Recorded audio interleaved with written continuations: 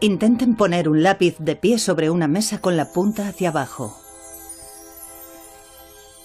Si consiguen que esté perfectamente recto, tal vez guarde el equilibrio y no se caiga. Sujétenlo lo más derecho y perpendicular posible.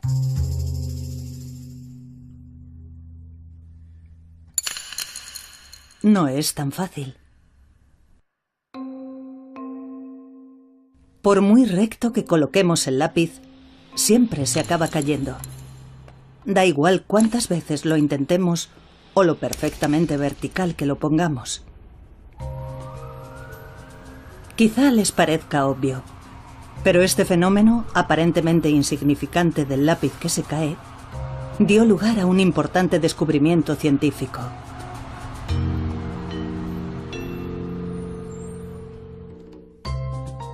El Premio Nobel de Física de 2013 puso el bosón de Higgs en su punto de mira. Cuando se confirmó la existencia del bosón de Higgs en unas gigantescas instalaciones experimentales, se proclamó como el descubrimiento del siglo. Siempre nos hemos preguntado qué ocurre en el firmamento y hoy hemos logrado un notable avance. Comprendemos mucho mejor nuestro universo. Es, por así decirlo, el ingrediente que faltaba. El comienzo o el fin de una era. La profunda conexión entre el bosón de Higgs y el lápiz que se cae se descubrió gracias a importantes estudios en el campo de la física moderna.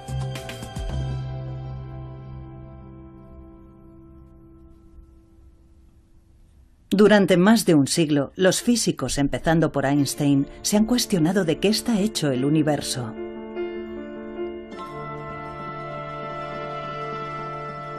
Se preguntaban, suponiendo que el universo tuvo un creador, ¿qué clase de plano utilizaría?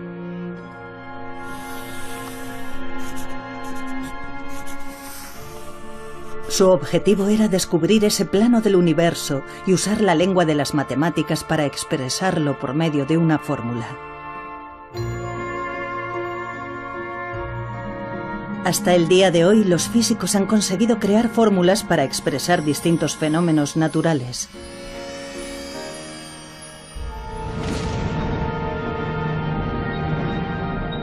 Pero si pudieran encontrar una única fórmula para describir todos los fenómenos del universo, esta sin duda sería la fórmula definitiva. Los físicos están empeñados desde hace mucho tiempo en la búsqueda de esta fórmula definitiva.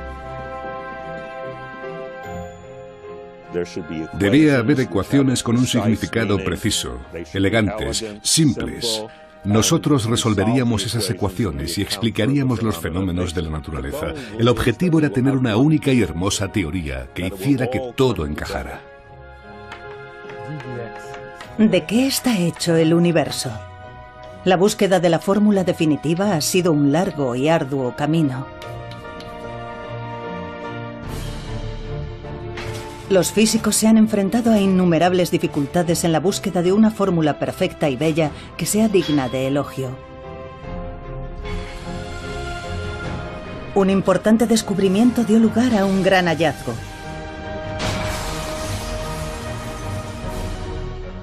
Sin embargo, el afán por encontrar una fórmula de una belleza perfecta condujo a la paradójica conclusión de que, matemáticamente, era imposible que el universo existiera.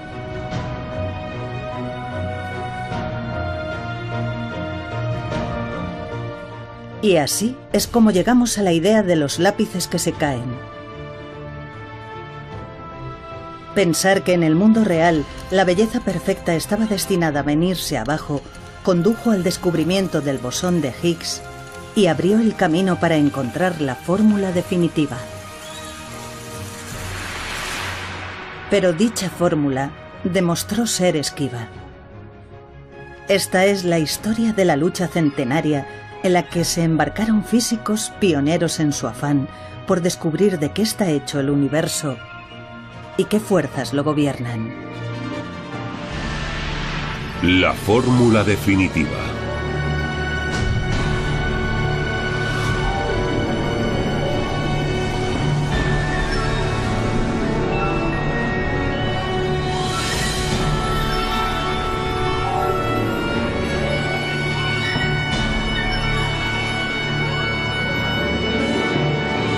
¿De qué está hecho el universo?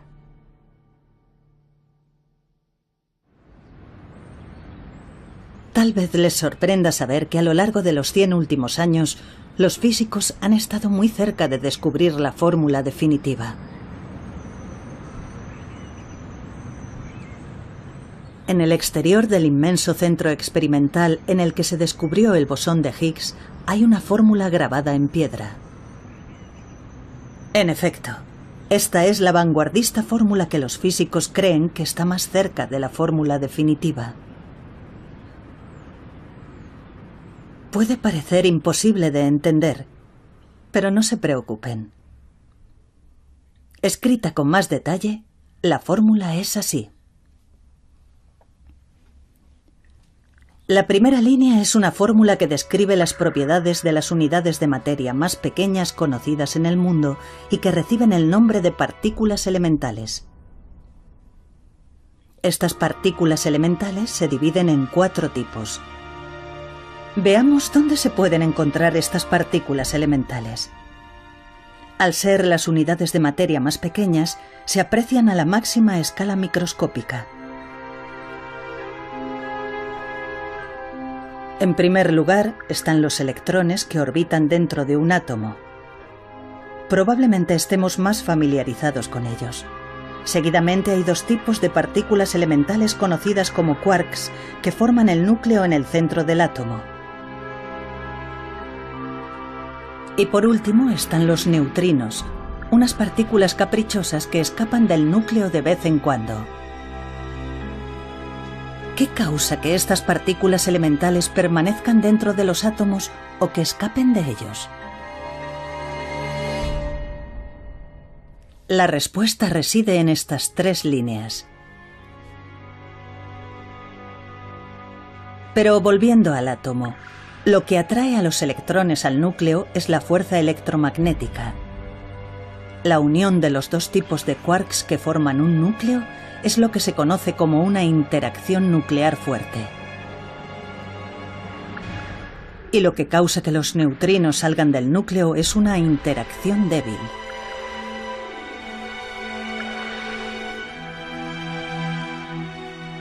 Los físicos piensan que si comprendieran totalmente las 4 partículas elementales y estas 3 fuerzas, podrían explicar cualquier cosa del mundo.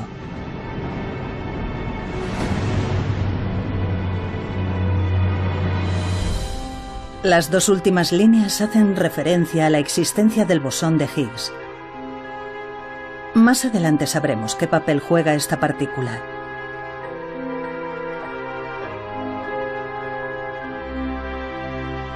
Pero ¿cómo llegaron los físicos a la fórmula que se creía más cerca de la fórmula definitiva? Echemos una ojeada a su épico recorrido que abarcó 100 años.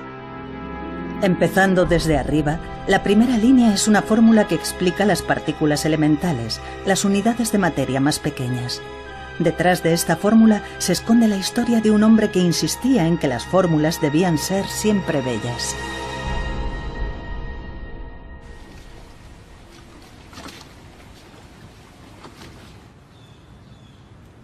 Nuestra historia de la búsqueda de la fórmula definitiva comienza aquí, en Cambridge, a finales de los años 20. Entonces residía aquí un joven físico. Se llamaba Paul Dirac, un genio en su campo. Con solo 30 años fue nombrado profesor lucasiano de la Universidad de Cambridge, uno de los puestos académicos más prestigiosos del mundo. Entre los científicos que ostentan este cargo se incluyen figuras de renombre como Isaac Newton y Stephen Hawking. Con intención de encontrar una fórmula que lo explicase todo, Dirac se centró primero en los electrones, la única partícula elemental que ya se había descubierto. En aquellos tiempos, las propiedades de los electrones se describían con una fórmula conocida como ecuación de Schrödinger, y era posible calcular su energía. Pero se hizo patente que había cierta característica de los electrones que no podía explicarse con la ecuación de Schrödinger. Se trataba del hecho de que, al igual que la Tierra, los electrones giraban sobre su propio eje y además tenían propiedades parecidas a un imán.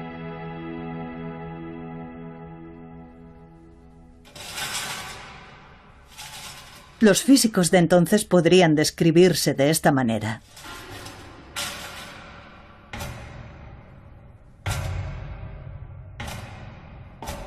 Armados con los mejores conocimientos disponibles, trataban de crear la fórmula correcta para las partículas elementales, pero se topaban con un muro impenetrable.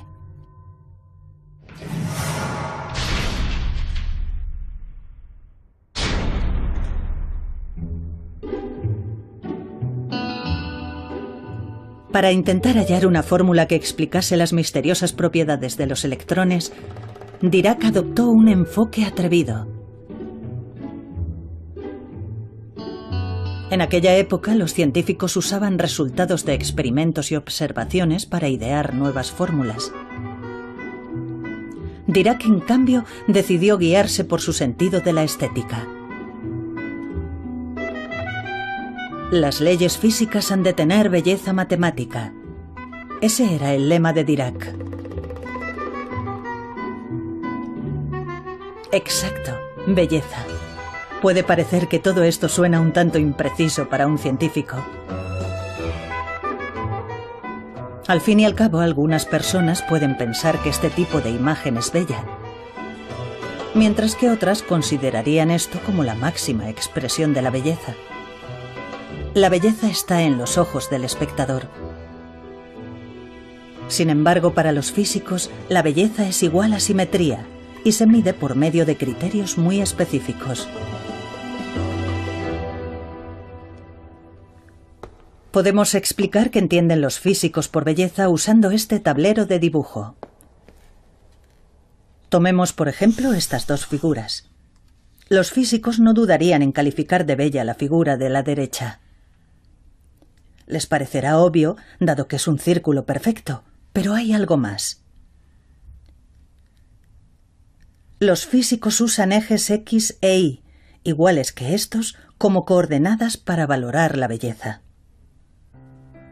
Veamos la fórmula de un círculo en términos de ejes. Cuando rotamos los ejes así, la fórmula no cambia. Eso es lo que hace que la figura sea extraordinaria. Se dice que su fórmula posee simetría rotacional y a los físicos les resulta increíblemente bella.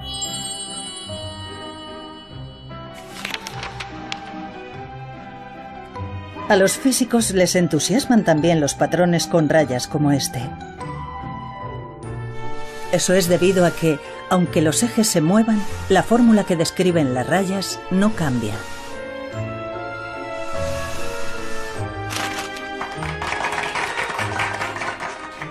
En este caso, los físicos llaman a este tipo de belleza simetría traslacional. Una fórmula es bella cuando permanece igual aunque cambien los ejes, o en otras palabras, aunque cambie el punto de vista.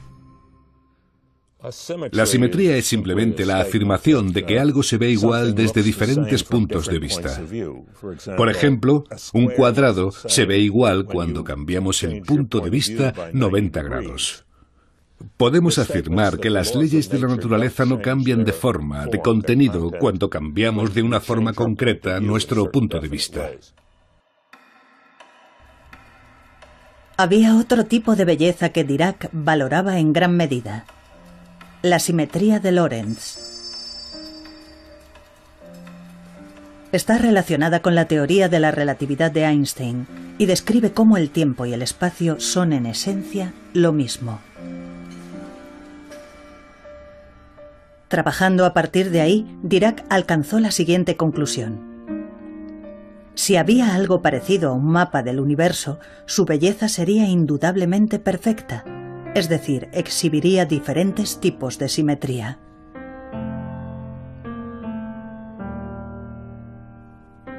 Pero echemos otro vistazo a la ecuación de Schrödinger.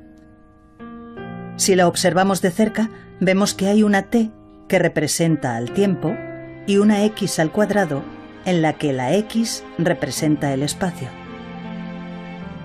Eso significa que la fórmula carece de la simetría de Lorentz, en la que tiempo es igual a espacio. Como resultado de ello, si se ve desde un punto de vista diferente, la fórmula cambia de forma significativa.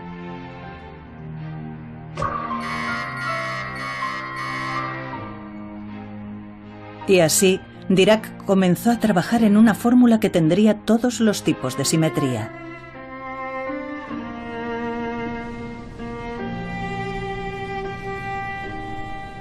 Se encerró en su estudio durante 3 meses y se aisló del mundo exterior.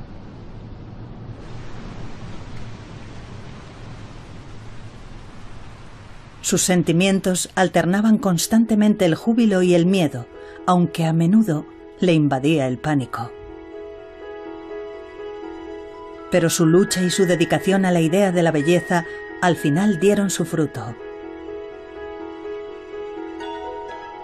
Este es el ensayo que publicó en 1928. En él presentaba la ecuación de Dirac. Tiene una T y una X. Era una fórmula sencilla que poseía incluso la simetría de Lorentz.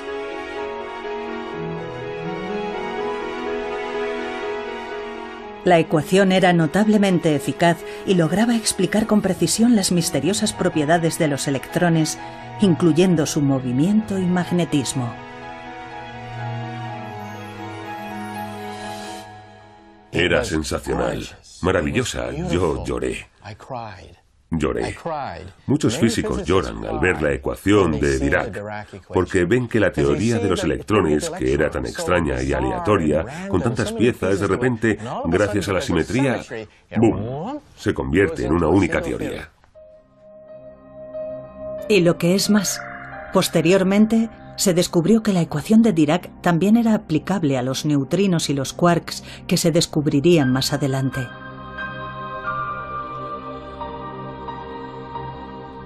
Al incorporar todos los diferentes tipos de simetría, se había descubierto por fin una fórmula que explicaba perfectamente las propiedades de las partículas elementales.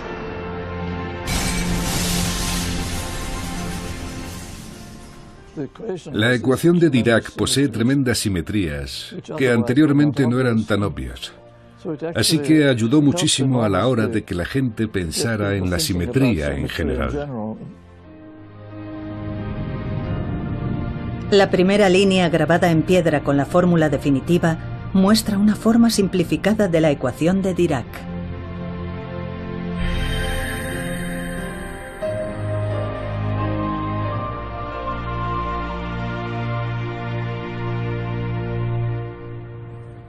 ¿De qué está hecho el mundo y qué fuerzas lo gobiernan? Los físicos se han esforzado por hallar una única fórmula que pueda responder esa pregunta. El siguiente desafío al que se enfrentaron fue encontrar fórmulas para las 3 fuerzas que unían a las partículas y las movían.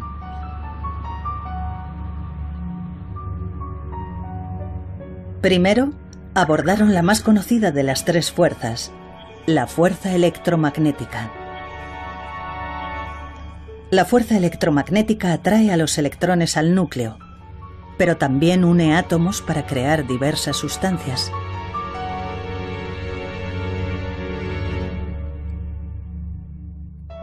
En los años 30, un físico de la costa oeste de Estados Unidos se propuso encontrar la fórmula de la fuerza electromagnética. Ese físico era Robert Oppenheimer, que más tarde sería conocido como el padre de la bomba atómica. Se había ganado un merecido reconocimiento en una amplia variedad de campos de investigación. Conocía todos los aspectos de la física. Tenía un poder asombroso para sintetizar y comprender lo que ocurre. Podemos describir el enfoque adoptado por Oppenheimer y sus coetáneos de la siguiente forma. Dirac había llegado anteriormente a su fórmula de las propiedades de las partículas elementales, incorporando la simetría de Lorentz al arsenal de un físico.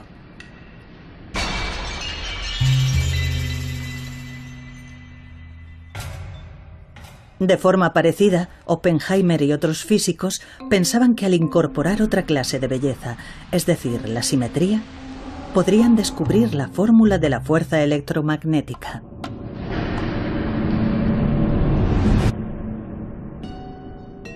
Oppenheimer y sus coetáneos centraron su atención en el cuarto tipo de simetría, la simetría gauge. La simetría gauge es un concepto complicado. En pocas palabras, es similar a la simetría rotacional. Describe una clase de belleza en la que, si hubiera un transportador en cada punto del espacio que midiera la magnitud del electromagnetismo, la fórmula permanecería igual, aunque cambiara el ángulo.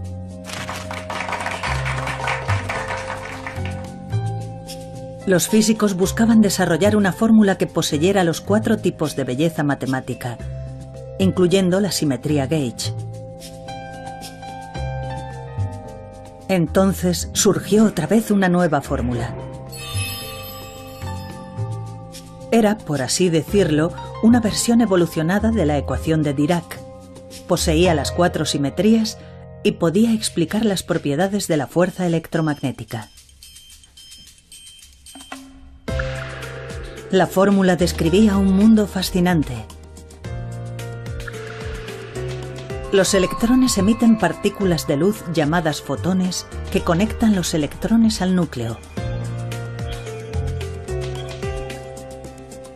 La idea se basaba en que eran las partículas las que poseían la fuerza.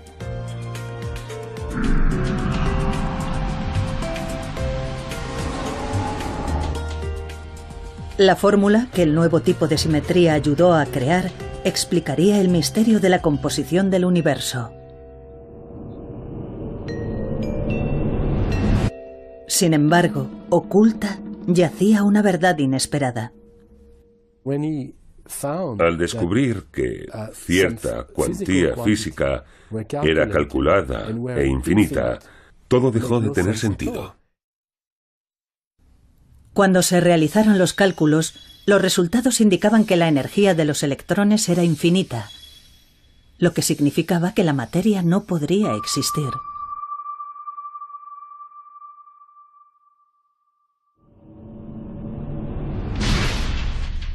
¿Por qué los cálculos produjeron el resultado incomprensible de infinito?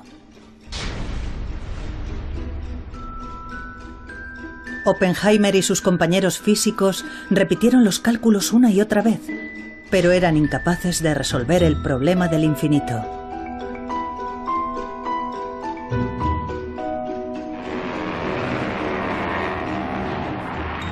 Entretanto, el mundo estaba sumido en el caos. En septiembre de 1939, Alemania invadió Polonia y comenzó la Segunda Guerra Mundial. Además, el físico estadounidense Enrico Fermi logró producir una reacción en cadena de fisión nuclear usando uranio.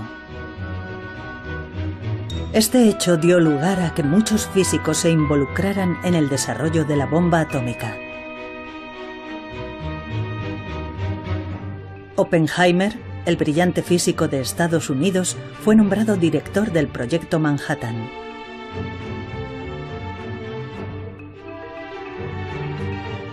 Varios físicos se reunieron en Los Álamos, en el estado de Nuevo México.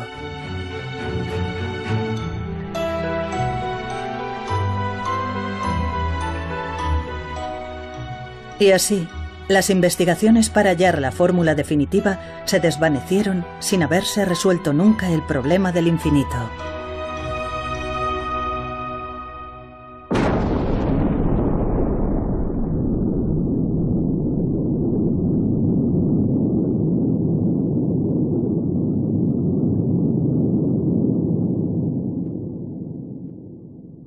La bomba atómica mató a cientos de miles de personas. La prensa apodó a Oppenheimer padre de la bomba atómica.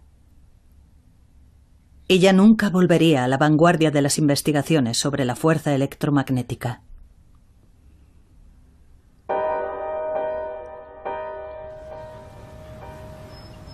¿No podría haber tomado Oppenheimer un camino distinto que lo hubiera mantenido en el mundo de la teoría física pura? En 1948, mientras se debatía con su conciencia después de la guerra, recibió una carta de una fuente insospechada. La carta estaba firmada por Shinichiro Tomonaga, un físico japonés del que jamás había oído hablar. Tomonaga afirmó: «Durante la guerra he encontrado la forma de resolver el problema del infinito. No obstante, no se me permitió la oportunidad de presentar mis hallazgos al mundo occidental». A Oppenheimer le conmovió aquel mensaje inesperado que le llegó desde un país que había sido víctima de la bomba atómica que él había diseñado. Oppenheimer, que reconoció inmediatamente la importancia de lo que se había hecho en Japón, reenvió la carta escrita por Tomonaga a todos los participantes y pidió al físico japonés que escribiera un artículo para publicarlo en el Physical Review y que se difundiera ampliamente. El ensayo de Tomonaga se tradujo y, con la ayuda de Oppenheimer, se publicó en la revista de renombre mundial Physical Review. El mundo se asombró por el ensayo, que presentaba un nuevo método de cálculo que superaba con éxito el problema del infinito. Un físico estadounidense describió la situación de la forma siguiente: de una forma u otra, entre la ruina y el caos de la guerra, totalmente aislado del resto del mundo, Tomonaga había mantenido en Japón una escuela de investigación en física teórica que, en algunos aspectos, iba por delante de todo lo que existía en el resto del mundo en aquel momento. Llegó hasta nosotros como una voz de las profundidades.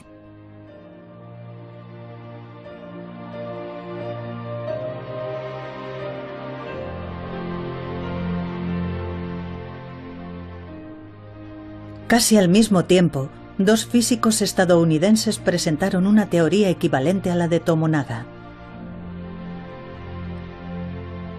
En el ambiente de libertad posterior a la guerra, el problema del infinito se resolvió rápidamente. La fórmula desarrollada por Tomonaga y algunos otros físicos dio lugar a unos cálculos cuyos resultados coincidían con los hallazgos experimentales a un nivel asombroso. Un ejemplo de ello es la fuerza del magnetismo de los electrones. Esta es la figura producida por la fórmula que finalmente creó la búsqueda de la belleza.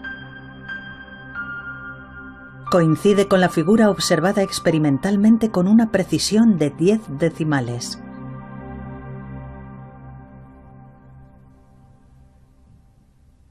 Permaneciendo fiel a la belleza de la simetría, se puede crear la fórmula correcta. Este principio ideado por Dirac ayudó a descubrir la fórmula de la fuerza electromagnética.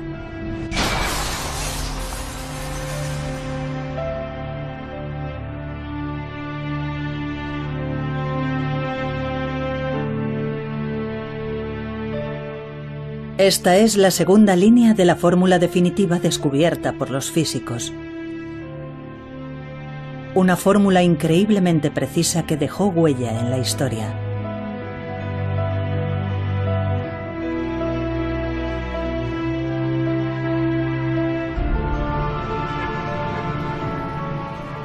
Y así fue descubierta por fin la fórmula de la fuerza electromagnética.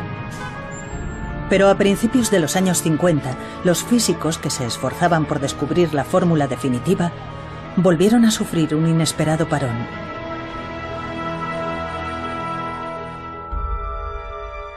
Atrapado en aquel nuevo contratiempo estaba Chen Ning-yan.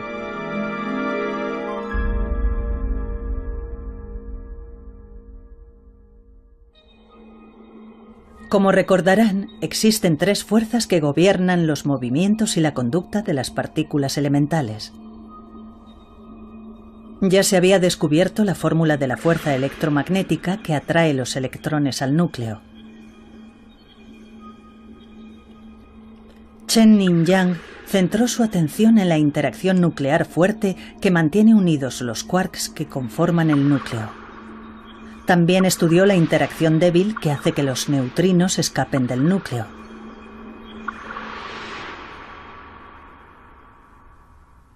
De nuevo fue la belleza de la simetría la que guió a Yang a la hora de buscar fórmulas para estas fuerzas.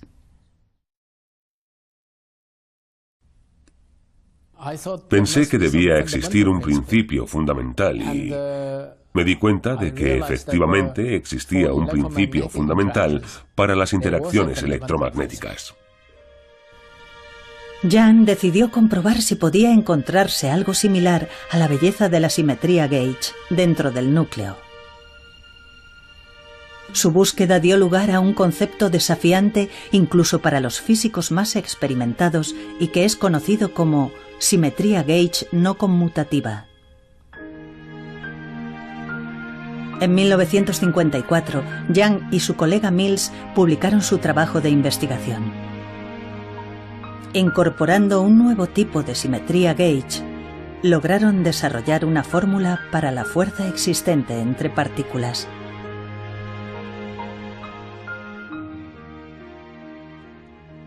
Era como las ecuaciones de Maxwell, solo que más elegante y con un tipo de simetría más ajustada.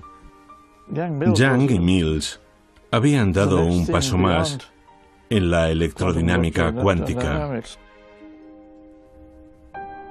Si tomamos la teoría de Yang y la expresamos con términos de física contemporánea, obtenemos una fórmula como esta. Ahora, los físicos tenían lo que creían que eran los componentes que más se aproximaban a la fórmula definitiva, salvo por la parte relacionada con el bosón de Higgs. Por fin había una fórmula que describía las fuerzas de las partículas elementales del universo. Todos los físicos del mundo estaban esperanzados.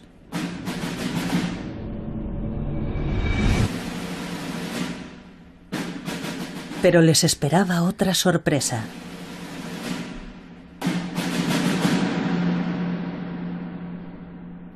Era paradójico que la masa de las partículas con interacciones fuertes y débiles fuera cero, sin importar cómo se calculara. Solo los fotones se sabía que carecían de masa.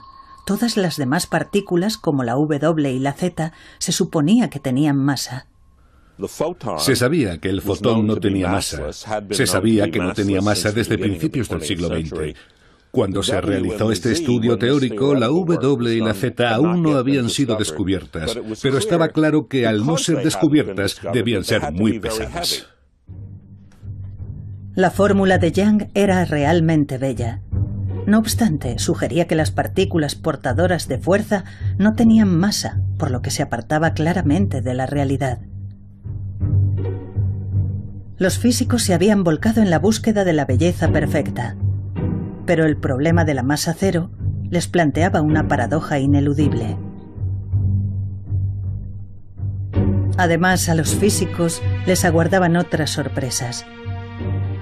Posteriores avances en la investigación de la simetría dio lugar a la notable sugerencia de que no solo las partículas transportadoras de fuerza, sino todas las partículas elementales que constituyen las unidades de materia más pequeñas tenían aparentemente cero masa, al menos de acuerdo con las fórmulas.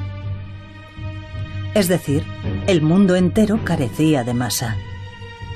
Esta fue la conclusión imposible que se extrajo de las fórmulas matemáticas.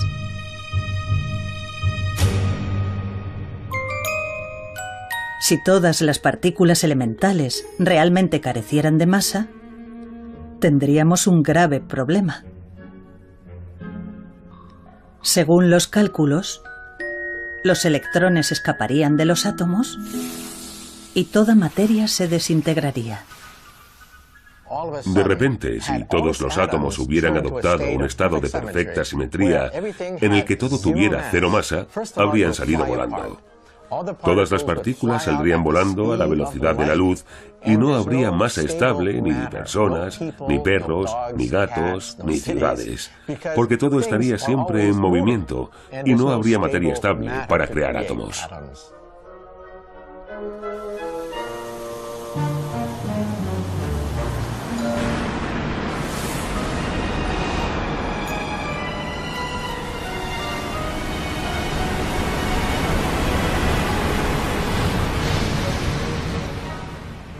Vaya, las cosas se estaban poniendo serias.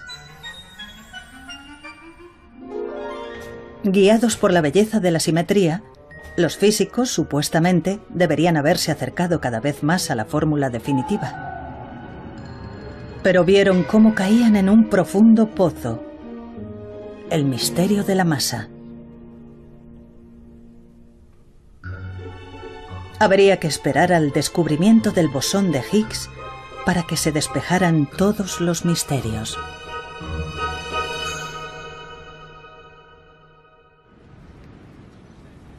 ¿Cómo afrontar el misterio de la masa que había surgido súbitamente? En los años 60, en Chicago, en Estados Unidos, surgió un tipo de físico completamente nuevo.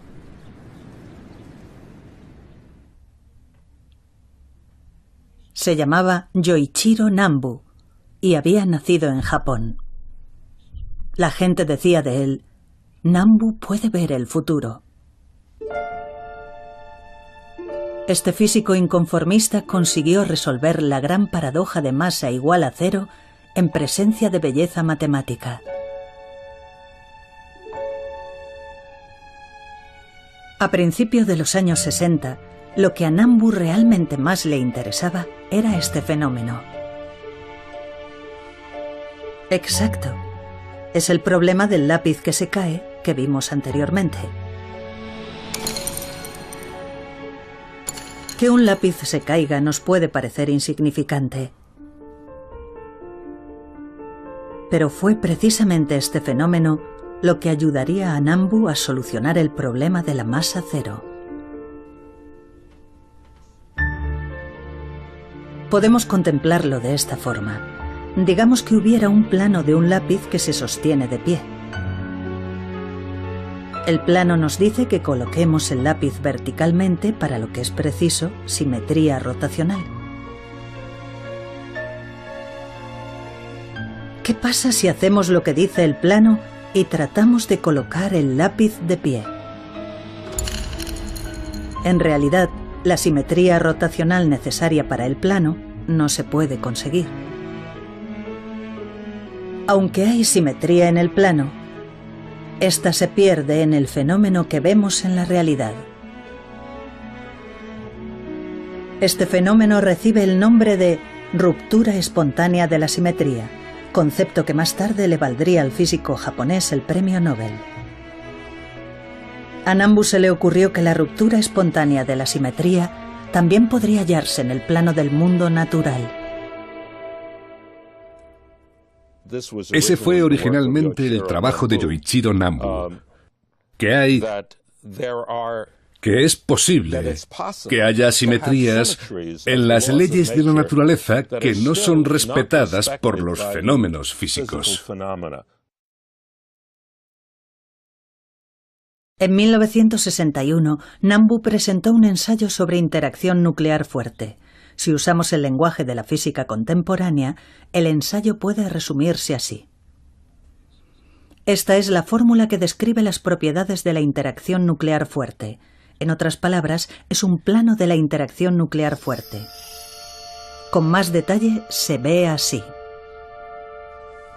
Ahora podemos ver los quarks que sienten la interacción nuclear fuerte. Este plano está diseñado para seguir un tipo de simetría gauge. Por lo tanto, la masa de los quarks debe ser cero. Pero como vimos con el plano del lápiz, tenía simetría rotacional. Sin embargo, daba lugar a una realidad sin simetría rotacional. Nambu comprendió que el plano en el que los quarks tienen cero masa debe originarse en una realidad en la que los quarks tienen masa.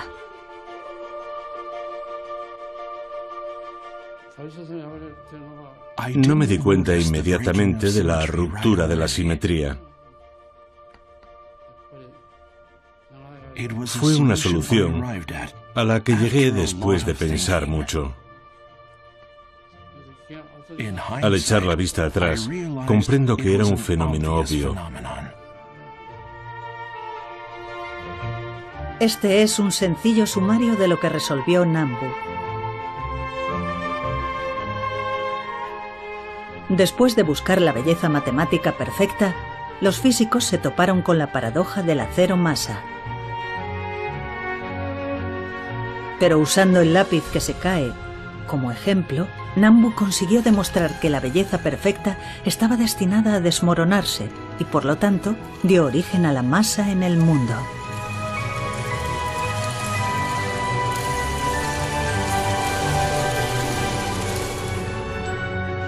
El hecho cotidiano del lápiz que se cae dio paso al concepto de ruptura espontánea de la simetría.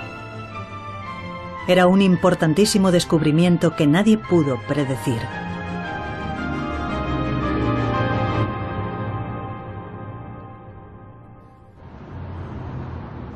Por fin, llegó el momento de que hiciera su aparición el bosón de Higgs. Siguiendo la estela del concepto de Nambu que explicaba la masa de los quarks, los físicos tenían ahora que atribuir masa a electrones, neutrinos y partículas de interacción débil.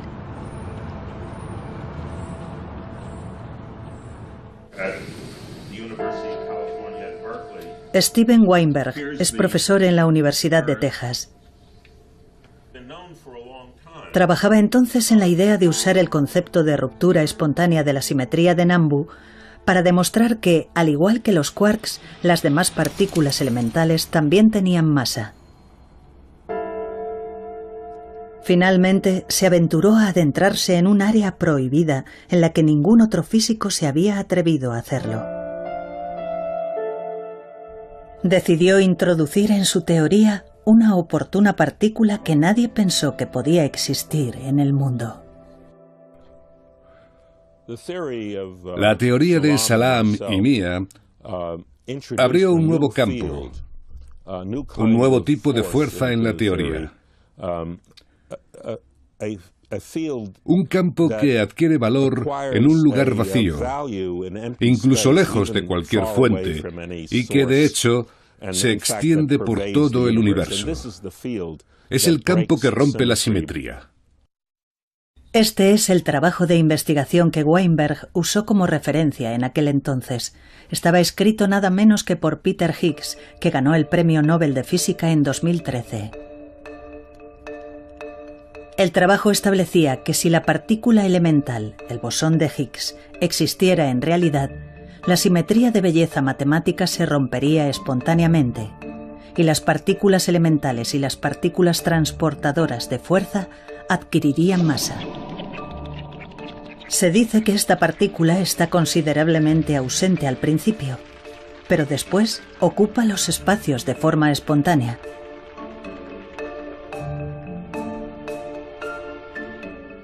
Esta idea se basaba en el concepto de Nambu de que la belleza perfecta que inicialmente existe en el mundo se pierde luego espontáneamente.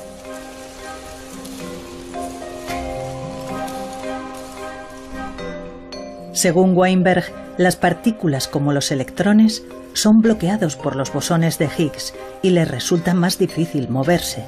De hecho, esta dificultad para moverse es la que sentimos como masa.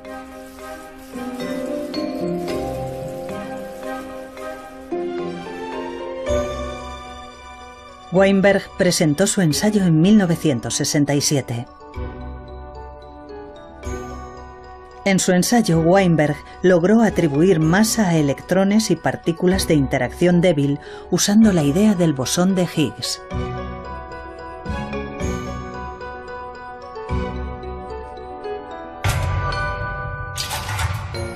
A los físicos les había echado para atrás el misterio de la masa, pero con la ayuda del bosón de Higgs habían encontrado finalmente un modo de acercarse más a la fórmula definitiva.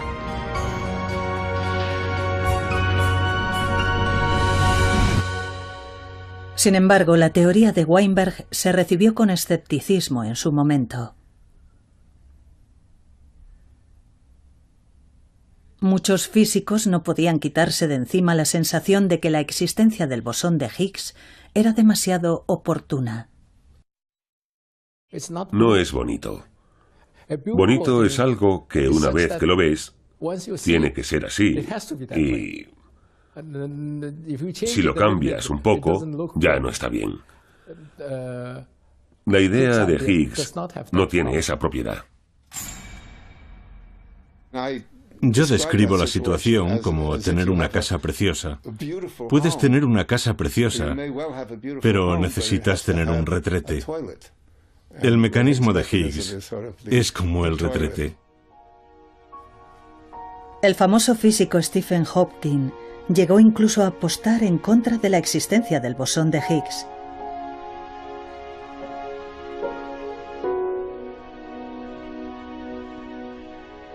Pero hubo un avance importante en 2012.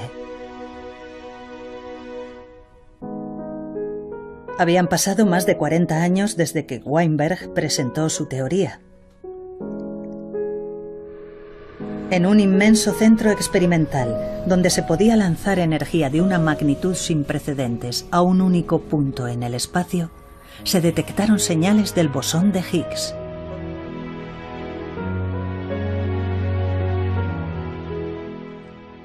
Hoy hemos tenido éxito. Hemos descubierto una nueva partícula, un bosón, probablemente el bosón de Higgs.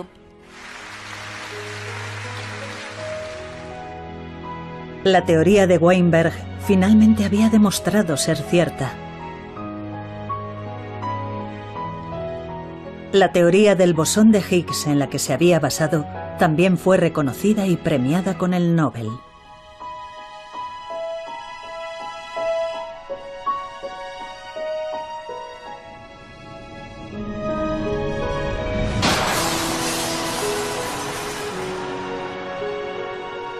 Los físicos habían llegado por fin a una única fórmula.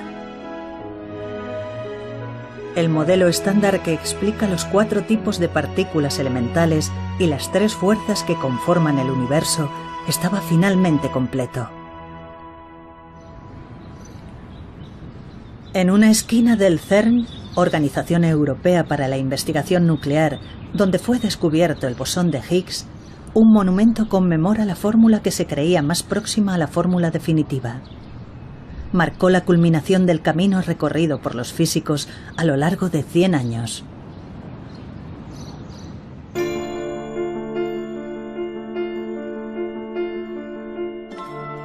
¿Cómo se refleja la bella simetría de la fórmula definitiva en el mundo que nos rodea? Los físicos comprenden la historia del universo a partir del Big Bang de la siguiente forma.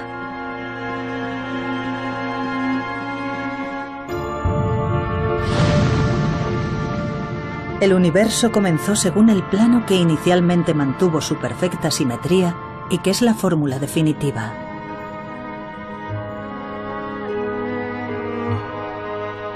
En aquel momento, todas las partículas elementales carecían de masa y volaban diseminadas. Pero más tarde, como resultado de la ruptura espontánea de la simetría producida por el bosón de Higgs, las partículas elementales adquirieron masa. Como resultado de esta masa adquirida, las partículas se unieron para formar átomos. Comenzaron a aparecer estrellas y a crearse las galaxias. Incluso el hecho de que nosotros existamos actualmente en el mundo se cree que ha formado parte siempre de la fórmula definitiva.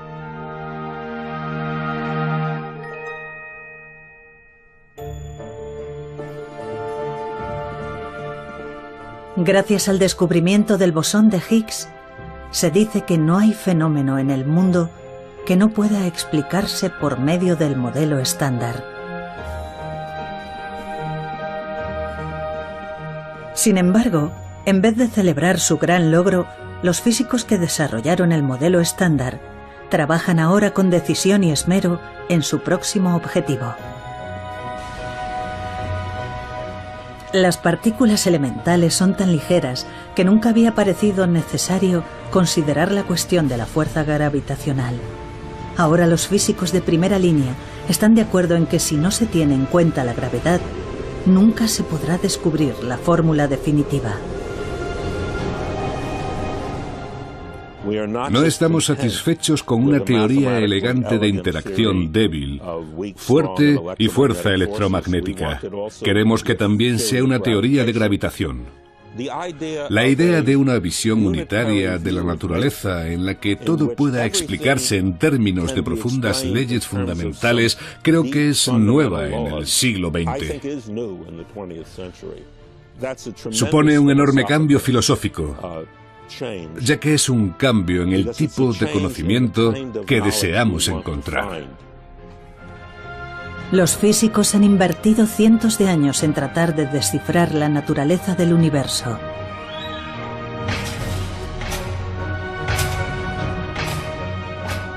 Su cruzada en busca de la fórmula definitiva continúa hasta el día de hoy.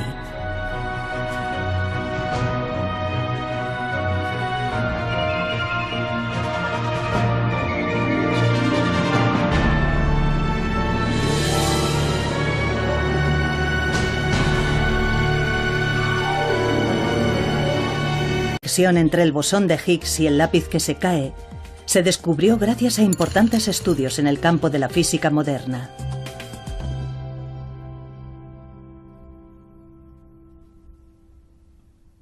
Durante más de un siglo, los físicos, empezando por Einstein, se han cuestionado de qué está hecho el universo.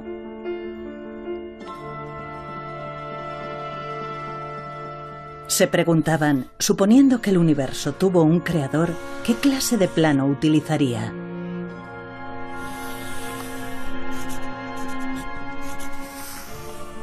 Su objetivo era descubrir ese plano del universo y usar la lengua de las matemáticas para expresarlo por medio de una fórmula. Hasta el día de hoy, los físicos han conseguido crear fórmulas para expresar distintos fenómenos naturales.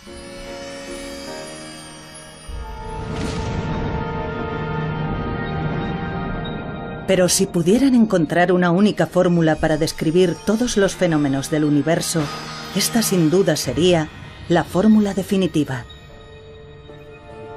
Los físicos están empeñados desde hace mucho tiempo en la búsqueda de esta fórmula definitiva. Debía haber ecuaciones con un significado preciso, elegantes, simples.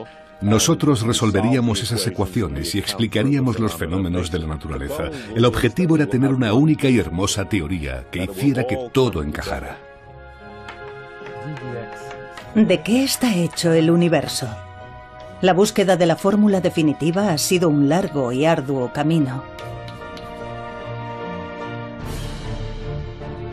Los físicos se han enfrentado a innumerables dificultades en la búsqueda de una fórmula perfecta y bella que sea digna de elogio.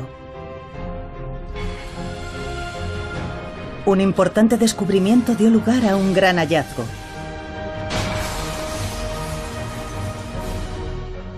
Sin embargo, el afán por encontrar una fórmula de una belleza perfecta condujo a la paradójica conclusión de que, matemáticamente, era imposible que el universo existiera.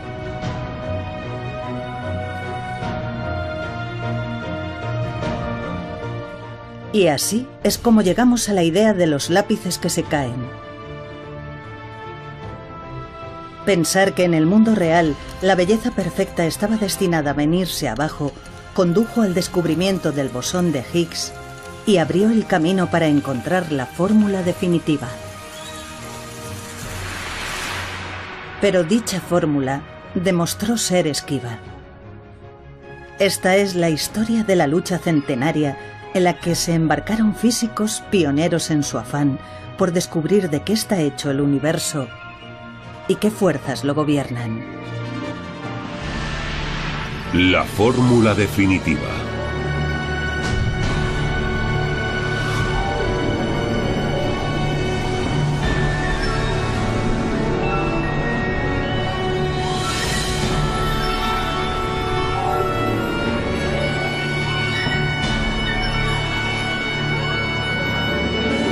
neutrinos, unas partículas caprichosas que escapan del núcleo de vez en cuando.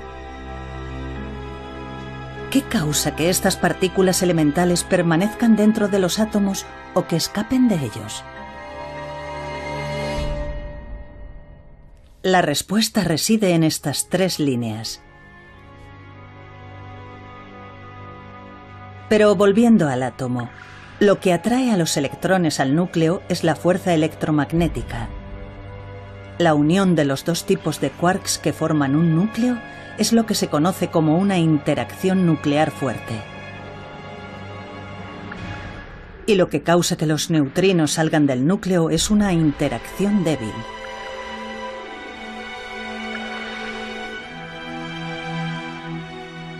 Los físicos piensan que si comprendieran totalmente las cuatro partículas elementales y estas tres fuerzas, podrían explicar cualquier cosa del mundo.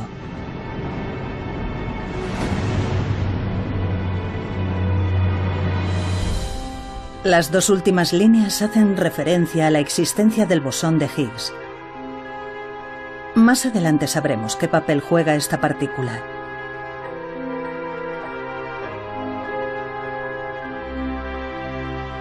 Pero ¿cómo llegaron los físicos a la fórmula que se creía más cerca de la fórmula definitiva? Echemos una ojeada a su épico recorrido que abarcó 100 años. Empezando desde arriba, la primera línea es una fórmula que explica las partículas elementales, las unidades de materia más pequeñas. Detrás de esta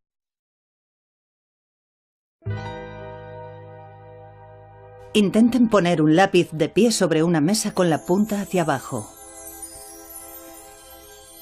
Si consiguen que esté perfectamente recto, tal vez guarde el equilibrio y no se caiga. Sujétenlo lo más derecho y perpendicular posible.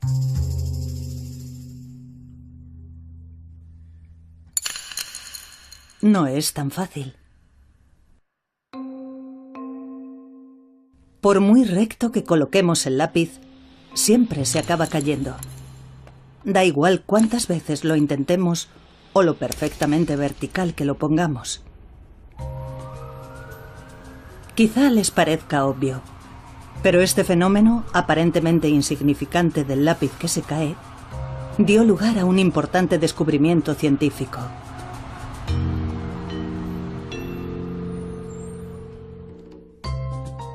El Premio Nobel de Física de 2013 puso el bosón de Higgs en su punto de mira.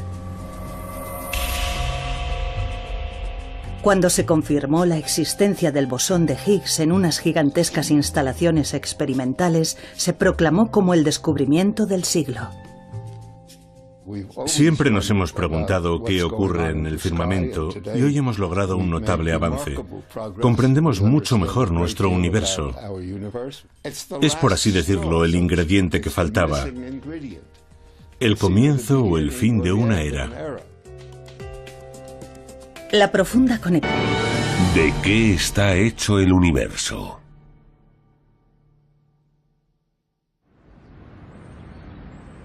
Tal vez les sorprenda saber que a lo largo de los 100 últimos años, los físicos han estado muy cerca de descubrir la fórmula definitiva. En el exterior del inmenso centro experimental en el que se descubrió el bosón de Higgs, hay una fórmula grabada en piedra. En efecto, esta es la vanguardista fórmula que los físicos creen que está más cerca de la fórmula definitiva. Puede parecer imposible de entender, pero no se preocupen. Escrita con más detalle, la fórmula es así. La primera línea es una fórmula que describe las propiedades de las unidades de materia más pequeñas conocidas en el mundo y que reciben el nombre de partículas elementales. Estas partículas elementales se dividen en 4 tipos. Veamos dónde se pueden encontrar estas partículas elementales. Al ser las unidades de materia más pequeñas, se aprecian a la máxima escala microscópica. En primer lugar están los electrones que orbitan dentro de un átomo. probablemente estemos más familiarizados con ellos. Seguidamente hay dos tipos de partículas elementales conocidas como quarks, que forman el núcleo en el centro del átomo. Y por último están los neutrones.